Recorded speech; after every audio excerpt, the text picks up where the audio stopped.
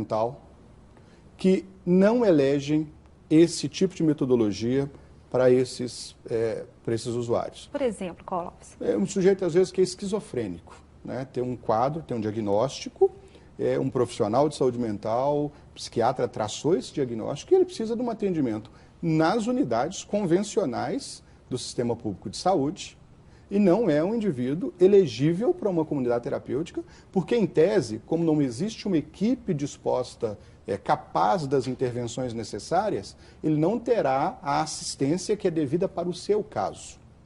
Então, a boa vontade não pode ser convertida em irresponsabilidade. Então, por isso, os laudos anteriores, que atestam, por exemplo, o quadro clínico, um diabético insulino-dependente. A entidade precisaria ter uma retaguarda para a dispensação da medicação, para fazer a aferição dos índices diariamente, nas crises, para acessar os serviços de proteção e retaguarda, e que, às vezes, o meio rural, a ausência de equipe, inclusive capaz de fazer esse diagnóstico, também dizem que esse paciente não é um paciente elegível para a comunidade terapêutica. Outros com aspectos criminais que buscam a comunidade como uma alternativa de proteção à sua prática delituosa. Não estava falando de um critério clínico objetivo, estamos falando de um critério social, mas que também é um risco que deve ser considerado um critério de elegibilidade. Estou falando diferente, às vezes, de um apenado, de um indivíduo que, por uma decisão judicial, substituiu uma pena de privação por uma reflexão, porque também é dependente químico. Mas o que levou a esse acolhimento é o seu quadro da dependência e não a alternativa prisional em si. Uma série de critérios, e eu diria, e Giovanni, que na sua vivência conhece mais até do que a gente, mas eu fecharia a questão nas situações de diagnóstico, de quadro clínico, e eles devem ser muito observados, e de questões relacionadas à saúde mental desse indivíduo. Tá certo. Qual é a contribuição que o voluntário pode dar para o trabalho na comunidade? A importância da contribuição, não trabalho, né, Érica? Porque, como eu estava falando, é importante a gente trocar talvez o trabalho pela atividade, porque a atividade voluntária ela é espontânea. É a pessoa doar algo de bom que ele tem dentro dele para que possa ser compartilhado com outro. No exemplo da instituição, por exemplo, a gente tem, né, Clóvis? É uma voluntária que trabalha a questão da espiritualidade com os adolescentes. Então, não é focado o trabalho da religiosidade com os adolescentes, mas da espiritualidade, a construção do dia a dia. E essa questão da espiritualidade, eu não posso comprar esse serviço.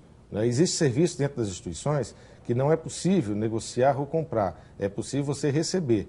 Então, as pessoas que vêm para dentro da comunidade, elas vêm tão fragilizadas que o voluntário ele tem esse papel importante de complementar o que nós não conseguimos comprar e que não há formação específica, ou há uma universidade de voluntariado para que a pessoa possa despertar o seu bem-querer em querer apoiar e contribuir com o seu próximo. No caso da sua comunidade, vocês não estão ligados a um grupo religioso específico? Não. Não tem um pastor, um padre?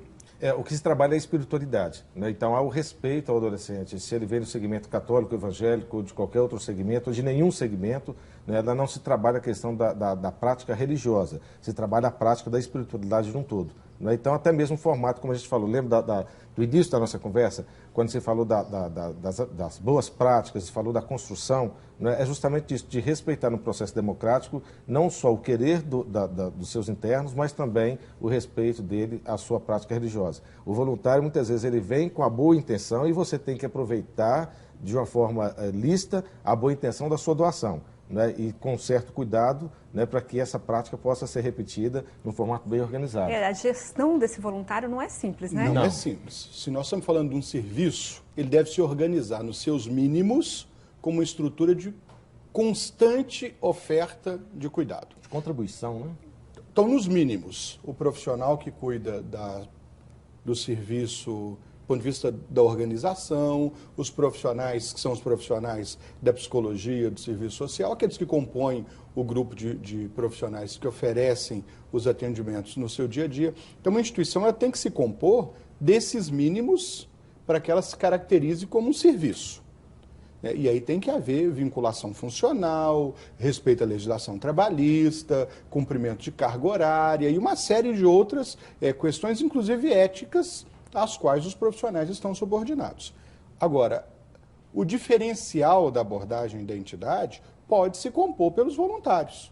que não façam atividades, né, que não desenvolvam atividades com uma constância tal, com regramento de horas, com subordinação, com questões que podem caracterizar um vínculo empregatício, né, podem caracterizar, então, uma forma de maquiar a prestação de algum serviço, e isso traz elementos de risco para a organização da instituição, e que podem, como disse o Giovanni, desenvolver atividades que melhoram a qualidade da abordagem que está sendo feita, na lógica da espiritualidade, por exemplo.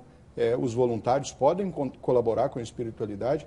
É importante para as instituições essa prática. Isso não pode se confundir com religiosidade, com prática dogmática, com subordinação ou submissão a cultos, mas como uma possibilidade de reflexão espiritual, que às vezes algumas instituições fazem pela vinculação de uma liderança religiosa, mas outras podem fazer pela cultura, pela leitura, por uma reflexão de textos, por uma espiritualidade que não vincule a uma prática religiosa, no final das contas. E os voluntários têm esse papel.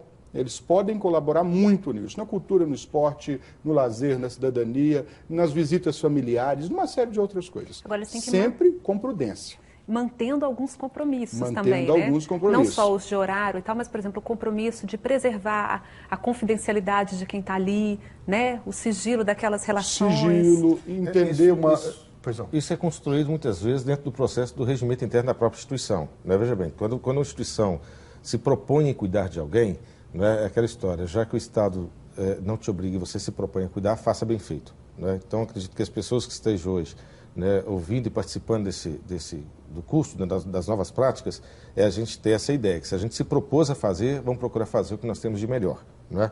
Então, aquela história, quando a gente vai fazendo essa construção, sabe, Érica, da prática do voluntariado, é saber que para ele entrar também, ele tem que conhecer a instituição. Não adianta eu só vir com o coração cheio de boa vontade ou de boa intenção. Né? O que hoje, esse calor que tem dado certo, o resultado positivo de comunidade terapêutica, é justamente esse calor humano, né, que a pessoa tem na sua entrada, de um abraço, de um aperto de mão, né, de chamar pelo nome. Né? Então, o voluntário ele tem também essa facilidade, né, de desenvolver esse calor humano. Mas mesmo desenvolvendo o calor humano, ele não pode perder, né, a regra, e não só a regra, como também os critérios estabelecidos pela instituição. E lembrando as questões da legalidade no trabalho dos voluntários, que devem ser observadas. As instituições, às vezes, se estruturam exclusivamente de voluntários. E caracterizar como um serviço fica muito difícil. E questões trabalhistas, questões relacionadas ao recolhimento dos impostos, podem inclusive, inviabilizar o funcionamento da instituição.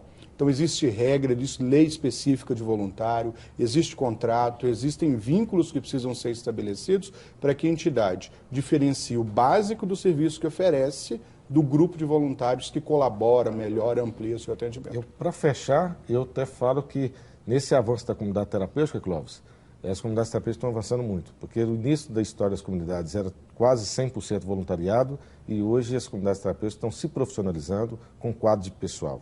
Né? Então, o voluntário hoje, literalmente, ele desenvolve de fato o seu trabalho voluntário. Ele não é o eixo principal de uma instituição mais. Ele traz ali sua contribuição. Tá. E nós recebemos uma pergunta que é da Aide Pereira.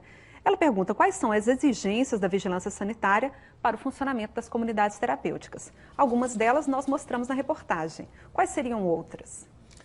Ambiente, a preparação do ambiente, os espaços físicos, né, a questão, como o Clóvis questiona, né, do protocolo que foi estabelecido aqui em Minas, que criou esse prontuário, né, a equipe técnica mínima necessária para que a instituição possa funcionar. Né? Então, a RDC ela vem protegendo a garantia mínima para que tenha um ambiente resguardado por essa pessoa.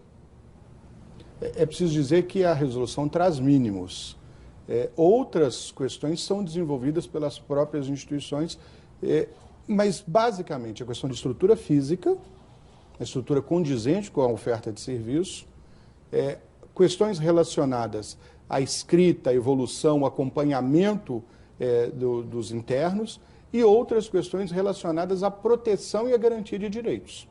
Então, eu diria nesses três campos: regras de respeitar os direitos das pessoas, a possibilidade do desligamento, a garantia de que a não submissão a processos vexatórios, a encaminhamentos indevidos no ambiente da oferta de serviços ou da colaboração do interno com a organização da instituição e outras questões relacionadas ao atendimento especializado que se propõe e à estrutura física.